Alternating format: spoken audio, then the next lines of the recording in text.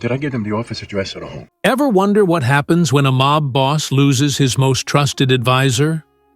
This is the moment Tony Soprano realizes he's completely on his own. Welcome to Sopranos Breakdown. I'm Matthew. Together, we'll dive deep into the world of Tony, Carmela, and the rest of the crew, uncovering hidden details and exploring the deeper meanings behind every episode. If you love The Sopranos, do me a favor.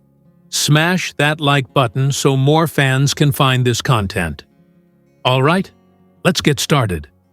One of the saddest moments in the show? Did I give them the office address or the home? I'm talking to you. The man had a stroke. You wanted to go to the wrong place? It's fruit. It'll rot. Tony asking Uncle Junior for advice on the Tony B situation, and Junior being completely gone mentally by that point. Remember, Junior once tried to have Tony whacked back in Season 1, but despite that, they reconciled, and Tony often turned to him for advice on tough issues.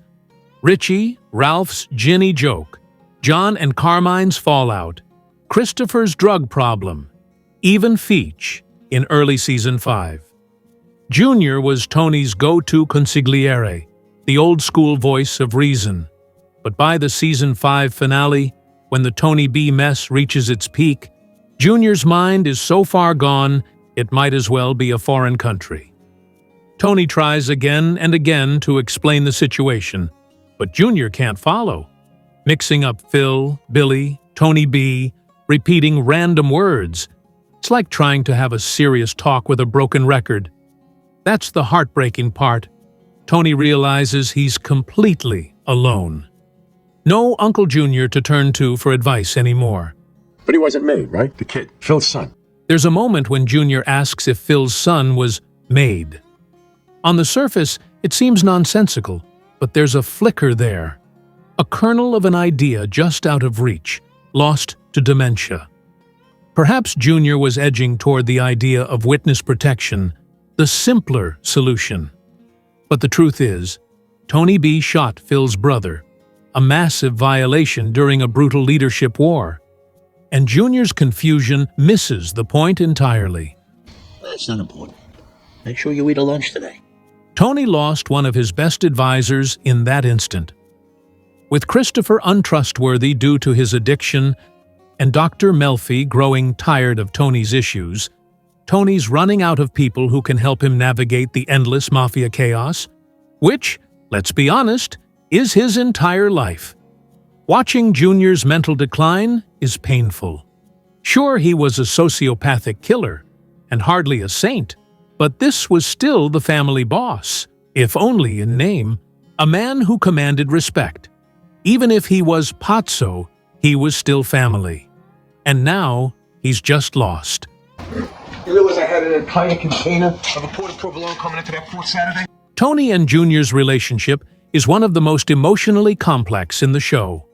Junior, like many from his generation, is too proud to admit his decline. Tony respects that pride and doesn't press him. You can feel all the unspoken love and memories buried beneath their tough exteriors. A tragic loss of connection. Tony knew Junior was slipping.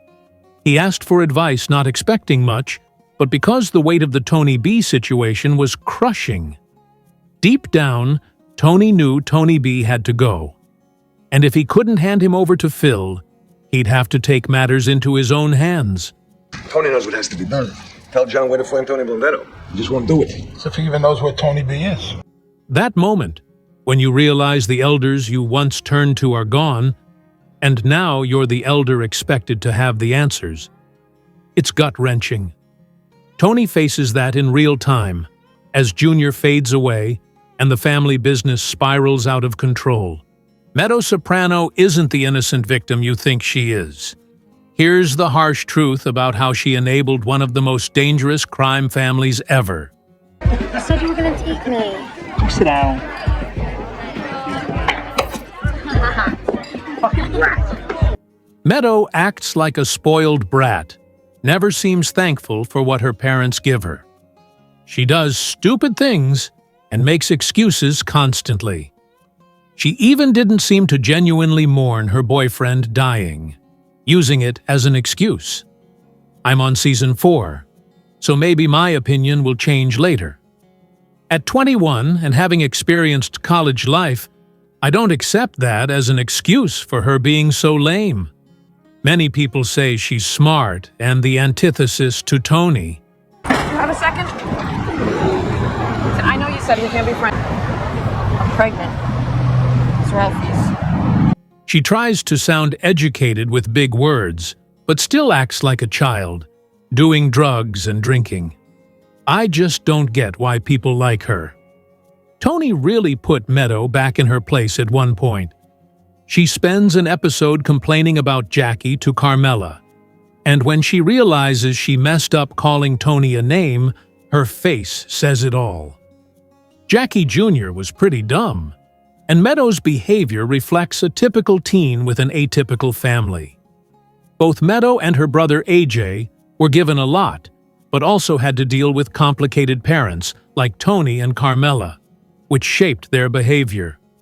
Meadow's character is well written because it shows cognitive dissonance.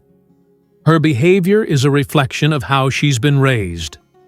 Doing drugs and drinking is common in young adults, even through their 20s. She is far more educated than her parents, which is what they paid for. She's spoiled and ungrateful, but grows out of it. Some think she's the most normal and well-adjusted in the family, despite her flaws. AJ is often considered worse in terms of being well-adjusted, but unlike Meadow, he doesn't rationalize the mob lifestyle. Meadow becomes involved with mob-related issues, which some see as enabling a destructive environment. Meadow's teenage behavior is acceptable, but being a willing and capable asset to violent criminals crosses a line. She had opportunities to walk away, but didn't. It's anti-Italian discrimination. Columbus Day is a day of Italian pride. She uses Italian discrimination as a card many times, despite defending violent people in her family. Her parking skills are notably poor. Most people don't expect to like the majority of characters in the show, since it depicts many flawed individuals. Meadow is meant to be a complex character, not necessarily admirable or likable. She grows into a more mature character later, but some think she becomes more hypocritical, defending her family's violent lifestyle while acting like victims themselves. You snuck out! What's going on? You locked my bedroom window on purpose so I get caught! She's self-centered and manipulative, influenced by Tony and Carmela's lack of moral authority.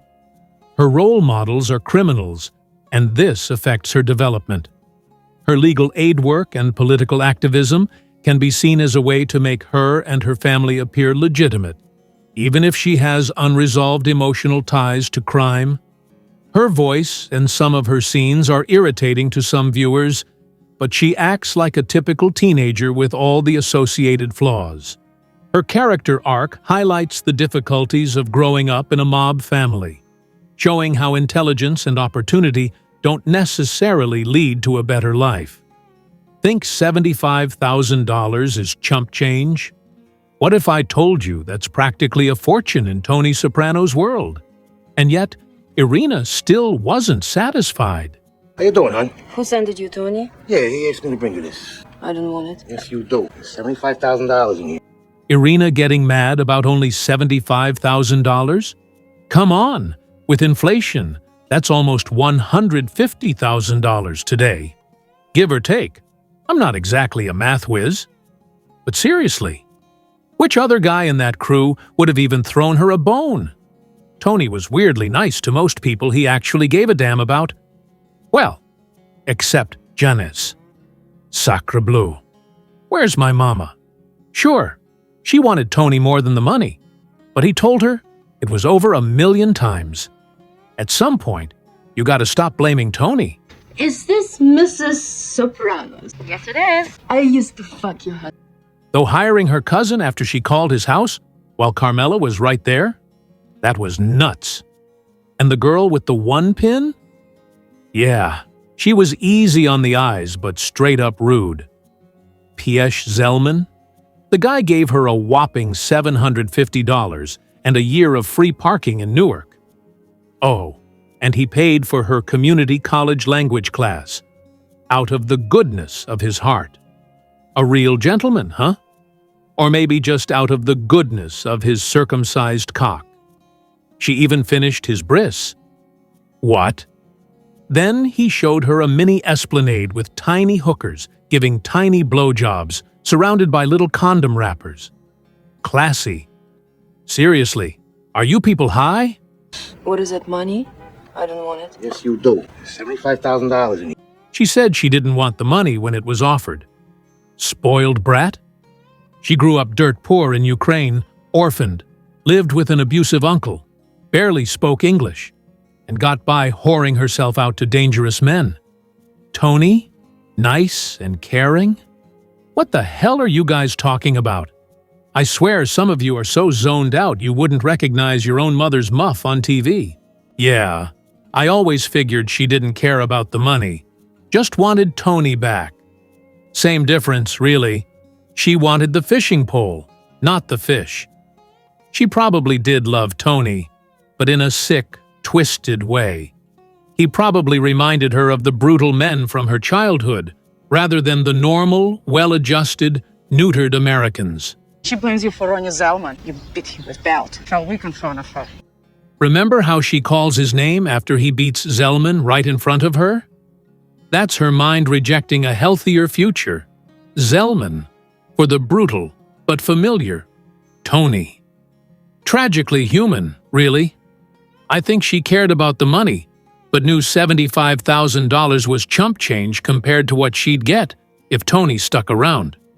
Believe me, if Tony worked at Walgreens, she wouldn't be with him.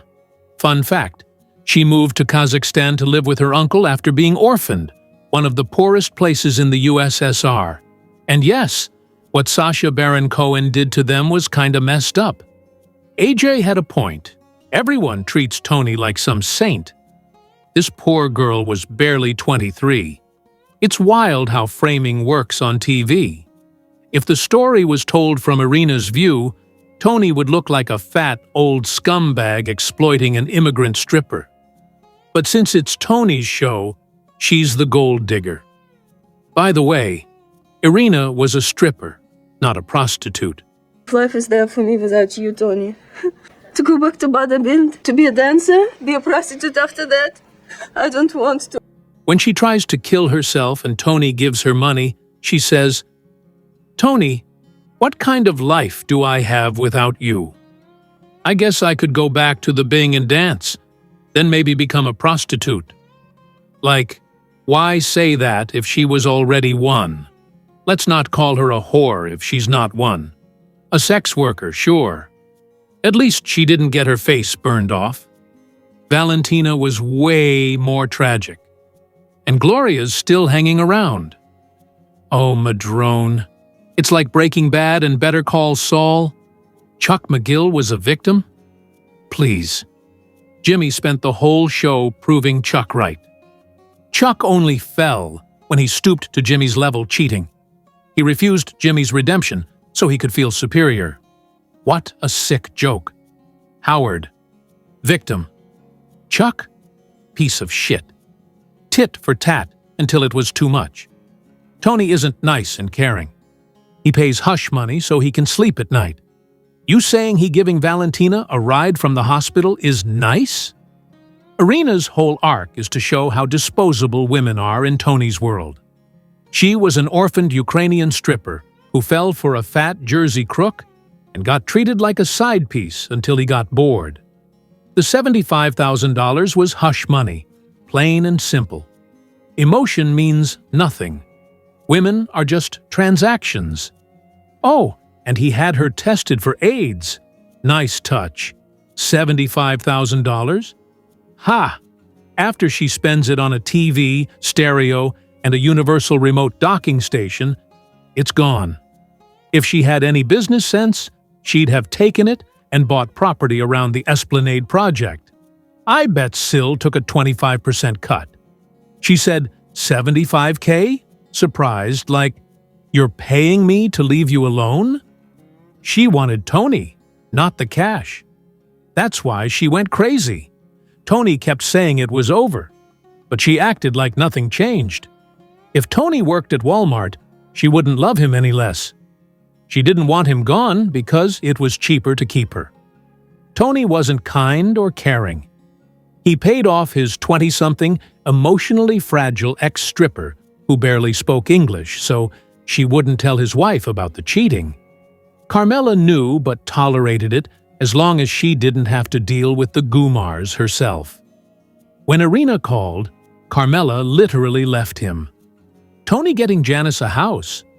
Could have bought one in Scottsdale for less. He couldn't even decide on donating to Meadow's school. Ungrateful much? Irina was toxic, sure, but her life was hard. Alcoholic parents, brutal uncle, miserable childhood. Svetlana only sympathized because they shared a Russian background. Their relationship lasted years. She was in love and wanted what Ivana Trump got. Millions, mansions, Mar-a-Lago access. The $75,000 was a fair buyout, but Russians play a different game. Other guys? Probably wouldn't have paid her much either, except maybe Ralph, the psycho who doesn't care about reputation.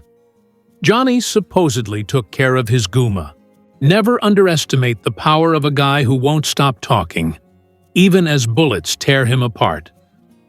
I can't help but wonder how many old adages Sunshine was ready to rattle off before Jackie Jr. emptied half a clip into his chest.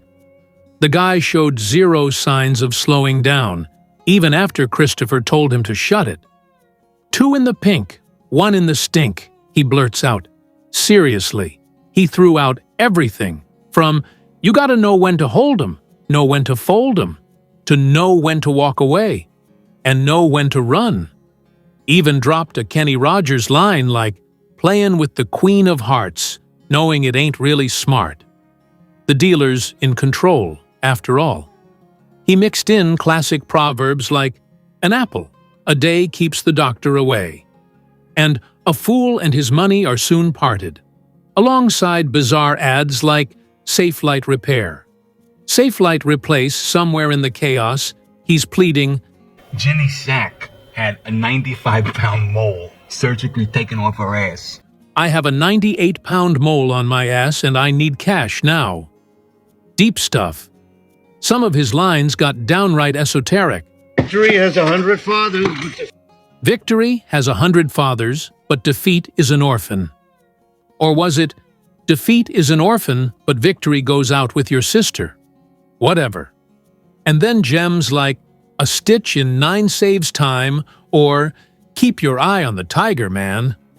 Of course, the classic, it's all water under the fridge. Because why worry about tomorrow when today is all that matters? Sunshine was seriously on one that night, cramming every cliché he knew into one manic monologue before the crank wore off. If you can keep your head while those around you can't, then you are. If you can keep your cool while those around you can't, bang, bang, bang. I've created a living golem. Remember Pearl Harbor? Remember Pearl Harbor while everyone else forgets. Word to the wise. Ride the painted pony, let the spinning wheel glide. He even threw in some poetry. Sometimes I go about in pity for myself, and all the while, a great wind carries me across the sky. Just hand him the damn watch already. Stop fucking looking at me, come on. He yapped louder than 6 barbers combined. 77 years ago, our fathers brought forth on this continent, shut up, shut up. Then he gets weirdly personal. You remember your first blowjob? How long did it take the guy to come? Yeah, that's sunshine for you. Classic line. Victory has 1,000 fathers, but defeat is an orphan. Rudyard Kipling would approve. Then, coughing up blood, he sneers, "What are you gonna do? Shoot me?" Before dropping this gem, a pint of blood is worth more than a gallon of gold. Even poetic. The river always knows where the current starts. Sometimes the winds of fate blow with the ferocity of 1,000 dragons' wings. A wise man goes down to the shore and reflects instead of losing his composure. Did you catch the vibe? Sunshine had the best one-liners. How much more grievous are the consequences of anger than the causes of it? It's a classic move. Sunshine firing off catchphrases right up to his last breath. I half expected him to get one more jab in while lying there bleeding out. Et tu, Jackie? If you let him, the guy would still be sitting there rattling off sayings. Oh, and apparently the nurse said he did number 2 in his pants. Because why not? Even bleeding out, the guy's a mess. If you think The Sopranos is just a gangster show, you've already missed the point, and probably the best life advice you'll never hear again. If you watch The Sopranos expecting tidy life lessons wrapped in morality and redemption arcs, you were watching the wrong show. But if you were paying attention, like really paying attention, you might have caught a few gems buried under layers of blood, gabagool, and psychological dysfunction. For starters, there's that moment when Tony's chatting with the one-legged Russian mistress. You know we're the only country in the world where the pursuit of happiness is guaranteed in writing? She drops a line that hits harder than a slap from Paulie Walnuts. Only Americans think they're entitled to happiness. Cold, but fair. That single quote sums up the show's thesis better than a Harvard philosophy seminar. Madame de Stael said, in life one must choose between boredom and suffering. Then there's the bleak little nugget. Life is either boredom or chaos. You don't get much middle ground in North Jersey. It's either too quiet or someone's getting clipped in a pork store. A few other classics. Any investment advice for ambitious young men such as myself? Buy land, I guess. Buy land. God ain't making any more of it. Real estate wisdom from mobsters? Surprisingly practical. There's money in shit. Literal, metaphorical. Both work in Jersey.